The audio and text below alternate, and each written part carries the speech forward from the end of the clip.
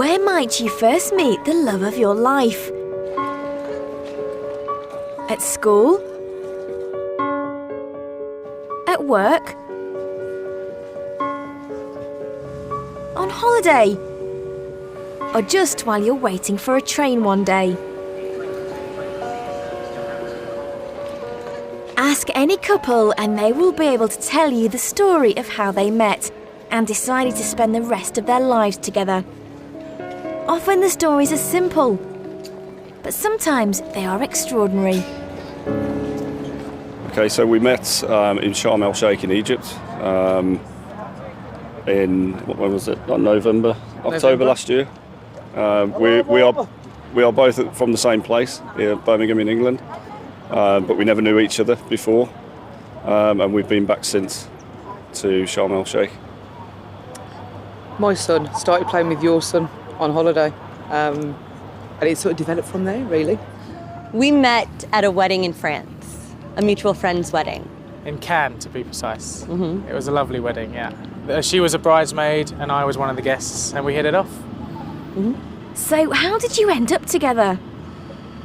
We hit it off at the wedding. We were put at the same table. We put at the same table. We got on very well. It was a 3-day wedding, so we got to know each other very well over those 3 days. She's from Boston in the States, so she went back there. I went back to London, where I'm from here. And we sort of had an online relationship, didn't we? And then Skype yeah. For a couple of months. And then she came to London to do her MBA. And we spent about a year together in London, and now... Year and a half, mm-hmm. And now we're in Boston living together. Mm-hmm.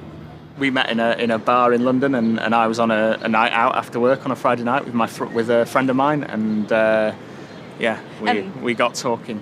Right, yeah, I was actually, at the time I was doing an internship in Italy, but I went on a city break in London for about 10 days, so I went with a couple of my girlfriends, and we were just hanging out, and we saw each other, I think, pretty early on, but then he eventually, maybe like an hour later or so, came up to talk, and things kind of went from there. But in an increasingly busy world, you sometimes struggle to meet new people. And occasionally, it takes something a little out of the ordinary to bring two people together. This is Olivia and James.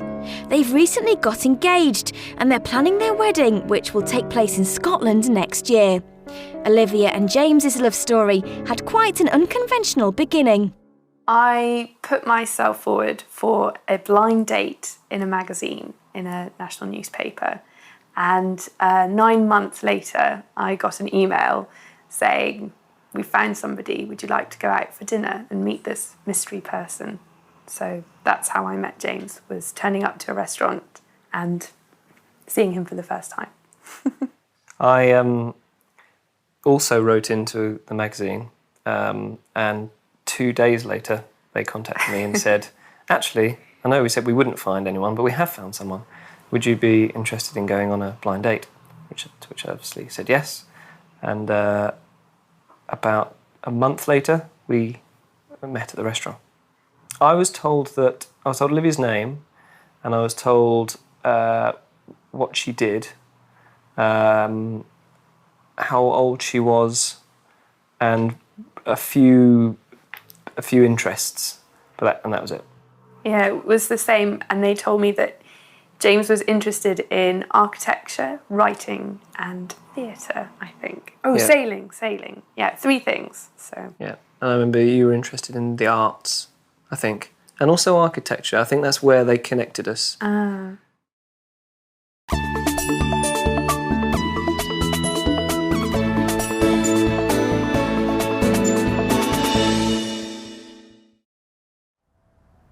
The very first time James and Olivia met was at a restaurant booked by the Guardian newspaper. Today, what do they remember about that dinner? Well, that evening was very memorable. We talked about all kinds of different things. We talked about sailing and how we'd done the same run a few weeks earlier before we'd met. There were lots of things, but the most remarkable thing was just how long we talked. It was sort of non-stop for about 4 hours until the restaurant closed. Going mad. Even before they had written the feedback for the newspaper article, Olivia and James knew that they wanted to see each other again. After the date, I got a text from James the next day, which is perfect timing. And it was a really lovely text saying what a lovely evening he'd had, and it was very nice to meet me. So I immediately replied and said, brilliant, let's meet up next week. And so we arranged a time to meet up. And did they discuss what they were writing about each other for the newspaper article? No, we didn't know what each other had written about the other one, so that was quite exciting. And by that point, we had gone out for dinner a couple of times, and so we knew each other, but we had made a point of not telling the other one what we'd written. So Olivia and James became a couple. And 2 years on, what is it that makes their relationship work? Oh, that's a good question. I think what makes our relationship work is, well, we've both got a good sense of humour, and I think James is hilarious. So I'm laughing a lot all the time. That is very important, humour, I think. Yeah. Not just general laughing, but being able to diffuse moments with humour is very important. And if you don't share a sense of humour, it's hard to do that.